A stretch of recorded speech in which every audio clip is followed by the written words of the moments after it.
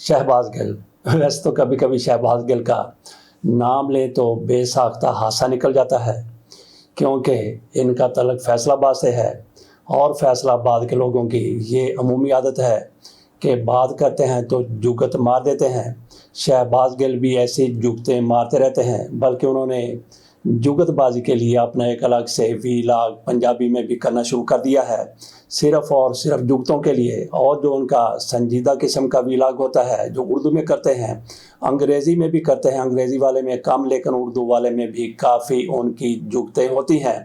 لیکن ابھی ان کی طرف سے ایسا ایک اشتعال انگیز بیان دیا گیا ہے، انہوں نے گویا کہ اعلان کر دیا کہ میں اپنی پارٹی کے لیے، اپنی پارٹی کے لیڈروں کے لیے خطرناک ہو جاؤں گا۔ ساتھ انہوں نے کہا کہ میں بھی اگر کئی لوگوں کی طرح گلے میں پٹا ڈال لیتا تو میرے بھی وارے نیارے ہو جاتے۔ تو آخر کار شہباز گل صاحب ایسی جگتیں مارنے والے، لوگوں کو ہنسانے والے، خود بھی ہنسنے والے، اتنے زیادہ کیسے غصے میں آ گئے؟ کیا ان کو کسی نے چٹکی بھر دی؟ کیا چونڈی وڈ لی ان کی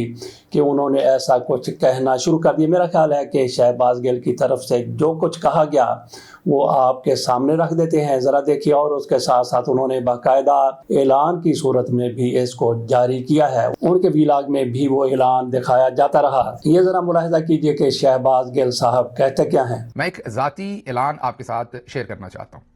مجھے میرے ذرائع سے پتہ چلا ہے کہ جو فیلڈ مارشل صاحب کے ساتھی ہیں، جو پاکستانی ملٹری جنرلز ہیں، انہوں نے اب پارٹی کے اندر اور باہر اپنے پیادوں کے ذمے ایک دفعہ پھر یہ کام لگایا ہے کہ ملک سے باہر جو ایسی پولیٹیکل قیادت ہے جو کسی بھی صورت ٹیم ڈاؤن نہیں ہو رہی اور کسی بھی صورت ان کی لائن ٹو نہیں کر رہی اور ان کے فیصلوں کے اوپر تنقید کر رہی ہے، ان کے ساتھ لا تعلقی کی جائے۔ انہوں نے جو چند لوگ ان کے ساتھ رابطے میں ہیں ان کے ذمہ یہ کام لگایا ہے، اور شہزاد اکبر صاحب اور میرا نام صف اول ان ناموں کے اندر لیا گیا ہے۔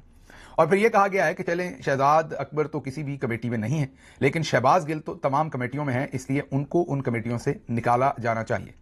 یہ نئے سرے سے یہ ذمہ داری لگی ہے۔ میں آپ کو یہ بتا دوں کہ اس سے پہلے بھی ایسی ذمہ داری لگی تھی۔ 3 سے 4 لوگ عمران خان صاحب کے پاس گئے تھے، انہوں نے تمام چیز ان کے سامنے رکھی تھی اور کہا تھا کہ جو بھی بات کمیٹی کے اندر ہوتی ہے وہ شہباز گل صاحب باہر جا کر ویلاگ میں کر دیتے ہیں، تو ان کو کہیے کہ وہ یا ویلاگ کرنا چھوڑ دیں اور یا کمیٹی کی جو ممبرشپ ہے اسے چھوڑ دیں۔ بہرحال جب مجھے اس بات کا پتہ چلا تو میں نے خان صاحب کو پیغام بھیجا، اور جو بھی میرا طریقہ تھا پیغام بھیجنے کا وہاں سے پیغام بھیجا۔ واپس ان کا پیغام آیا کہ آپ پوری ایمانداری سے جو کام کر رہے ہیں وہ کرتے رہیے، دونوں کام کیجیے، ویلاگ بھی کیجیے اور کمیٹی کے اندر بھی جو آپ اپنی رائے ہے وہ دیجیے۔ بہرحال اس کے بعد احتیاطی طور پر میں نے جنوری سے آنورڈ کمیٹی کے جو اجلاس تھے ان میں جانا بند کر دیا، کیونکہ بار بار یہی کہا جاتا تھا کہ جو کمیٹی کے اندر بات ہوتی ہے وہ ویلاگ میں کر دیتے ہیں۔ اب میں تو کیونکہ کمیٹی میں جاتا ہی نہیں، اب کوئی نیا بہانہ تلاش کرنا پڑے گا۔ اب یہ بہانہ تو چلے گا نہیں کہ کمیٹی کے اندر کی بات یہ باہر کر دیتے ہیں، کیونکہ میں وہاں پر اپنی رائے بھیج دیتا ہوں سب کو، ان کی سب کی کیا رائے ہے اور کیا فیصلہ ہے وہ تو ظاہر ہے کمیٹی کے اجلاس میں ہوتا ہی نہیں، مجھے پتہ نہیں ہوتا۔ لیکن مزیدار بات یہ ہے کہ کمیٹی کا اجلاس ابھی جاری ہوتا ہے اور بہت سارے جرنلسٹ اس کے بارے میں ٹویٹ بھی کر رہے ہوتے ہیں، تجزیے بھی کر رہے ہوتے ہیں، ایسے لگ رہا ہوتا ہے جرنلسٹ خود بیٹھے ہوئے ہیں کمیٹی کے اجلاس میں۔ تو مجھے کمیٹی میں نہ بیٹھ کر بھی تمام چیزیں ان جرنلسٹوں کے ٹویٹ سے آپ سب کی طرح مجھے بھی پتہ چل رہی ہوتی ہیں۔ بہرحال 2 کاوشیں ایسی ہو چکی ہیں جن میں مجھے ان کمیٹیوں سے ہٹانے کی بھرپور کوشش کی جا چکی ہے۔ اب جو میں نے جیسے آپ کو کہا کہ جو جنرل صاحبان کے نمائندے ہیں انہوں نے ایک تیسری دفعہ اب اس ساری مہم کے لیے ذمہ داریاں لگائی ہیں۔ اب نئے فنکار، نئے اداکار، نئی کہانیاں، نئے جھوٹ کے پلندے بنے جائیں گے اور کوشش کی جائے گی کہ ڈسٹارٹڈ قسم کی انفارمیشن جیل کے اندر خان صاحب کو بھیجی جائے اور ان سے پھر کوئی آدھا کچا آدھا پکا کوئی ایسا فیصلہ لے لیا جائے اور باہر فوری طور پر ایسا نوٹیفیکیشن کیا جائے جس سے یہ لگے کہ میں نے کوئی بہت بڑا جرم کر دیا ہے جس سے مجھے پارٹی کی فلاں کمیٹی سے الگ کیا جا رہا ہے۔ اب اس سارے معاملے کا ایک امپورٹنٹ پہلو یہ بھی ہے کہ نہ تو میرے پاس کوئی پارٹی کا ایسا آپریشنل عہدہ ہے، مطلب میں چیئرمین نہیں ہوں، وائس چیئرمین نہیں ہوں، سیکرٹری جنرل نہیں ہوں، میں انفارمیشن سیکرٹری نہیں ہوں، کوئی سمندر پار پاکستانیوں کے اوپر میرے پاس کوئی آپریشنل عہدہ نہیں ہے۔ ہاں یہ ضرور ہے کہ خان صاحب نے مجھے نارتھ امریکہ میں اپنا پی آر اور میڈیا کا ایڈوائزر بنایا، لیکن وہ عہدہ آپریشنل نہیں ہے، مطلب میں کسی چیز کے اندر رکاوٹ نہیں ہوں۔ اس کے ساتھ ساتھ آپ کو یہ بھی پتا ہوگا کہ نہ ہی میں اور نہ ہی میرے خاندان میں سے کوئی شخص سینٹ، قومی اسمبلی، صوبائی اسمبلی یا مخصوص نشستوں کا دعوے دار ہے، نہ امیدوار ہے، اور میرا آپ سے وعدہ ہے کہ میں آئندہ بھی ایسی کسی چیز کا دعوے دار نہیں ہوں۔ میں نظریاتی طور پر پارٹی کے ساتھ ہوں. اس وقت اگر آپ دیکھیں تو پارٹی میں سے میری رکنیت یا کسی کمیٹی میں سے رکنیت ختم کروا کے کیا اچیو کرنا, میرا شناختی کارڈ پہلے سے بلاک ہے, مطلب کہ میری سٹیزن شپ جو ہے وہ پاکستان کی فارغ کرتی گئی ہوئی ہے, میری تمام جو پراپرٹی ہے وہ کنفسکیٹڈ ہے پاکستان میں, میرا پاسپورٹ جو ہے وہ مدت سے اب بلاک ہے, مطلب کوئی چیز ایسی ہے نہیں جو ہماری بلاک نہیں ہے. تو مجھے سمجھ نہیں آتی کہ جو سازش کرنے والے ہیں ان کو لگتا ہے کہ اگر مجھے کسی کمیٹی سے ہٹوا دیں گے تو میں باز آ جاؤں گا. عمران خان صاحب نے کہا تھا نا کہ میں جیل جاؤں گا تو پہلے سے بھی زیادہ خطرناک ہو جاؤں گا. تو مجھے جو ابھی تھوڑا بہت بھرم ہے یا ڈسپلن کا خیال ہے اور ڈسپلن کی وجہ سے خاموش رہتا ہوں, جس دن یہ کام کروایا گیا تو میں اپنے لیڈر والے الفاظ دہراؤں گا کہ میں پہلے سے بھی زیادہ خطرناک ہو جاؤں گا. جب میں نے کوئی عہدہ نہیں لینا, نہ اب نہ فیوچر میں, جب میں کسی ایسے عہدے کا روادار نہیں ہوں, نہ ہی میں نے آنکھ رکھی ہوئی ہے کہ میں نے سینیٹر بننا ہے, میں نے ایم پی اے بننا ہے, میں نے ایم این اے بننا ہے, میں نے وزیر بننا ہے,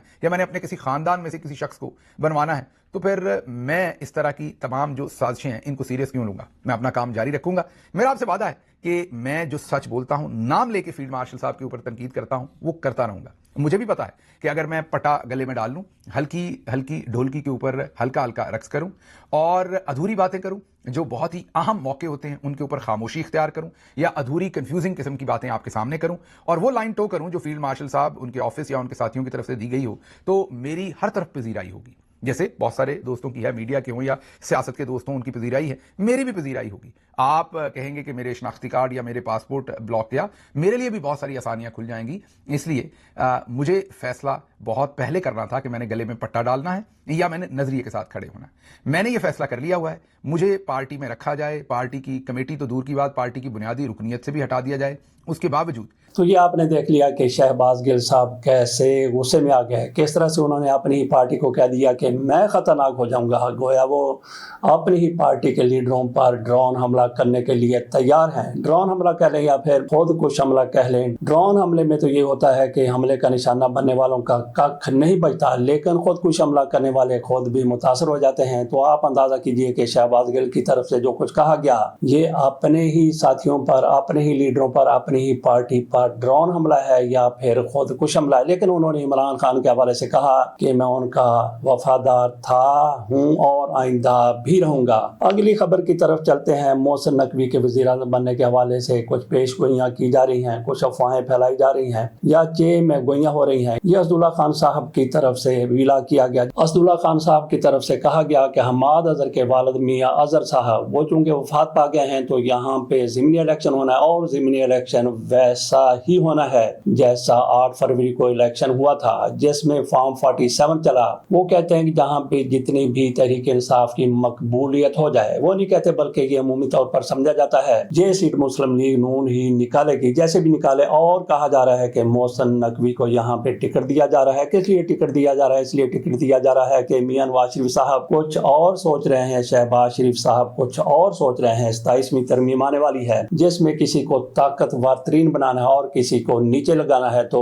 اس چیز کو دیکھتے ہوئے میاں نواز شریف صاحب ہو سکتا ہے کہ ان کے ساتھ تعاون نہ کریں, رجیم کے ساتھ تعاون نہ کریں, ریاست کے ساتھ تعاون نہ کریں. رجیم تو شہباز شریف کے کنٹرول میں ہے, لیکن جتنے ان کے کنٹرول میں ہے, جتنے وہ خود کنٹرول میں ہے, اتنی ہی رجیم ان کے کنٹرول میں ہے. تو باقی یہ کہا جا رہا ہے کہ ریاست نے چونکہ بہت بڑا ایک فیصلہ کرنا ہے یا کر لیا ہے اور 27ویں ترمیم میں اس کو لاگو بھی کیا جائے گا, تو میاں نواز شریف صاحب ادھر ادھر دائیں بائیں ہو سکتے ہیں. اسی طرح سے پیپلز پارٹی بھی کوئی دائیں بائیں ہو سکتی ہے, دیگر بھی کچھ لوگ دائیں بائیں ہو سکتی ہیں. تو اس حوالے سے ہم تھوڑا سا اختلاف کریں گے, کیونکہ جس طرح سے صورتحال چل رہی ہے, جس طرح سے معاملات چل رہے ہیں, جس طرح سے خواجہ آصف جیسے لوگ بھی کمپرومائز ہو گئے اور بہت سے ہو گئے. پاک فوج کے حوالے سے کیا کچھ نہیں کہا خواجہ آصف کی طرف سے, کیا کچھ نہیں کہا گیا حسین حقانی کی طرف سے, لیکن یہ کیسے مقناطیس کے گرد جمع ہو گئے ہیں. تو جو بھی ہو جائے, کل جو بھی ان سے کہا جائے گا یہ کرنے کے لیے تیار ہوں گے. لیکن ہم بات کر رہے ہیں اسداللہ خان صاحب کے تجزیے کی. انہوں نے کہا کہ یہ کچھ ادھر ادھر دائیں بائیں ہونے کی کوشش کریں گے, شہباز شریف کو بھی یہ دباؤ میں لانے کی کوشش کر سکتے ہیں. میاں نواز شریف صاحب اس لیے پھر یہ فیصلہ کر لیا گیا ہے کہ بڑے فیصلے سے پہلے, 27ویں آئینی ترمیم سے پہلے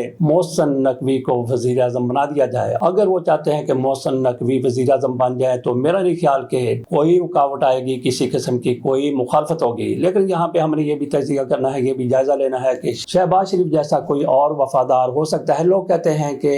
شہباز شریف سے زیادہ اگر کوئی وفادار ہو سکتا ہے، وفادار کہہ لیں جو بھی کہہ لیں، وہ صرف چچڑ ہو سکتا ہے۔ چچڑ کیا ہوتا ہے نوجوان نسل کو شاید نہ معلوم ہو، لیکن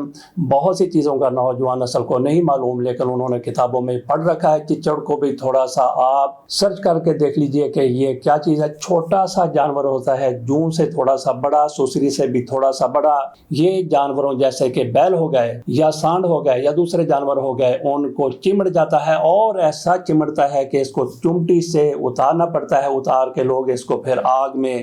پھینک دیتے ہیں۔ تو کہا جاتا ہے کہ شہباز شریف سے زیادہ کوئی وفادار ہو سکتا ہے تو چچڑ ہی ہو سکتا ہے، کیونکہ وہ جہاں پہ چمٹ جاتا ہے پھر چمٹا ہی رہتا ہے تاکہ اس کو چمٹی سے وہاں سے الگ کیا جاتا ہے۔ مجھے نہیں لگتا کہ آج کے وزیر اعظم میاں شہباز شریف صاحب کو ہٹانے کی نوبت آئے گی، کیونکہ ان سے زیادہ وفادار کوئی اور ہو ہی نہیں سکتا۔ وہ محسن نقوی کا نام لیا جائے یا پھر مریم نواز شریف صاحبہ کا نام لیا جائے، یہ بھی یقینی طور پر وفادار ہیں اور رہیں گے بھی، لیکن شہباز شریف صاحب کا اپنا ایک اعلیٰ اور اولا مقام ہے، تو شہباز شریف سے زیادہ وفاداری کوئی دکھا ہی نہیں سکتا۔ اگر دکھا سکتا ہے تو وہ صرف وہی ہے جس کا ہم نے ذکر کر دیا ہے۔ سی سی ڈی کی بات کرتے ہیں، یہ ان ایکشن ہے اور اس کے ری ایکشن میں کیا کچھ ہو رہا ہے، کچھ لوگوں کی طرف سے اس پر تنقید کی جا رہی ہے، لیکن جس طرح سے یہ کام کر رہی ہے میرا خیال ہے کہ یہ بہترین قسم کا اس حکومت کی طرف سے بنایا گیا یہ ادارہ ہے۔ اس کا بجٹ رکھا گیا ہے 11 ارب روپے، اور کہا جا رہا ہے کہ یہ جرائم کے خاتمے کے لیے خصوصی طور پہ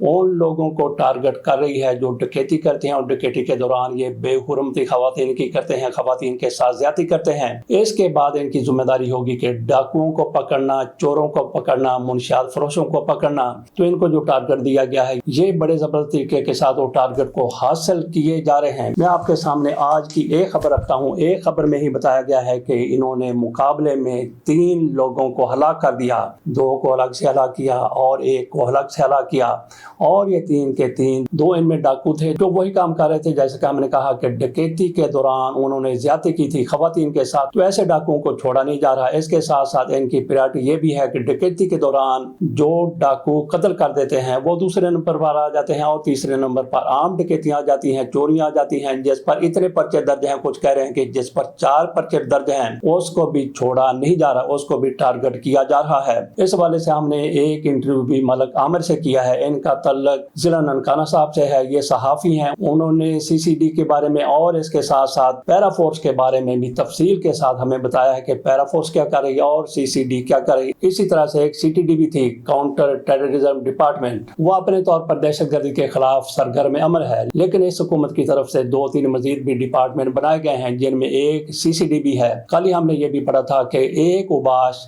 راہ چلتے ہوئے ایک بازار میں اس نے دیکھا کہ وہاں ارد گرد کوئی لوگ نہیں ہیں، اس نے ایک معصوم بچی کو پکڑا، شاید اس کی عمر 6-7 سال تھی، وہ اس کو پکڑا اور اس کے ساتھ اس نے نازیبا قسم کی حرکات کی، تو سارا کوئی سی سی ٹی وی کیمرے میں آ گیا۔ بعد میں دیکھا گیا یہ سارا واقعہ ہوا تھا قصور میں، یہ بندہ اکاڑا کا رہنے والا تھا، وہاں سے اس کو پکڑا گیا، پکڑنے کے دوران اس کی توتی کی ڈب میں پستول چھپا ہوا تھا،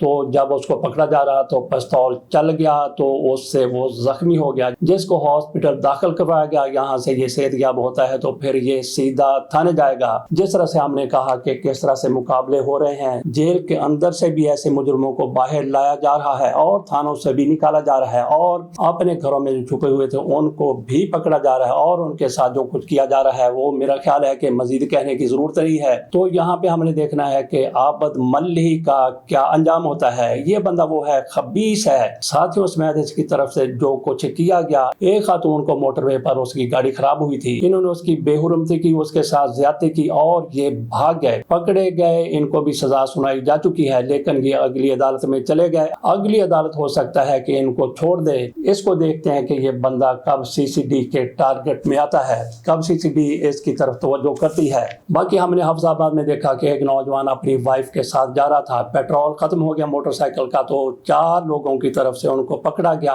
खातून के साथ ज्यादती की गई। इस दौरान उसकी वीडियो भी बनाई गई, ब्लैकमेल करने की कोशिश की गई, लेकिन वो बंदा ब्लैकमेलिंग में नहीं आया तो वीडियो वायरल कर दी गई। तो उनमें से 3 मारे जा चुके हैं मुकाबलों में, एक अभी तक मौजूद है। देखते हैं कि उसका क्या हशर होता है, उसको अदालत के जरिए सजा सुनाई जाती है या फिर सीसीडी की तरफ से जो कुछ किया जा रहा है, कुछ लोगों की तरफ से इसकी मुखालफत जरूर होती है। लेकिन जरा अपने ऊपर धार कर देखिए, अपने ऊपर तारी करके देखिए, अपने आप सोच कर देखिए कि आपके साथ आपके घर में डकैती हो जाए और डाकू इस तरह का कुछ कर जाए, आपकी खवातीन राह चल रही हैं उनके साथ कोई ऐसा कर जाए जैसा कि इन लोगों की तरफ से किया गया, आबद मलिक की तरफ से किया गया, हाफिजाबाद के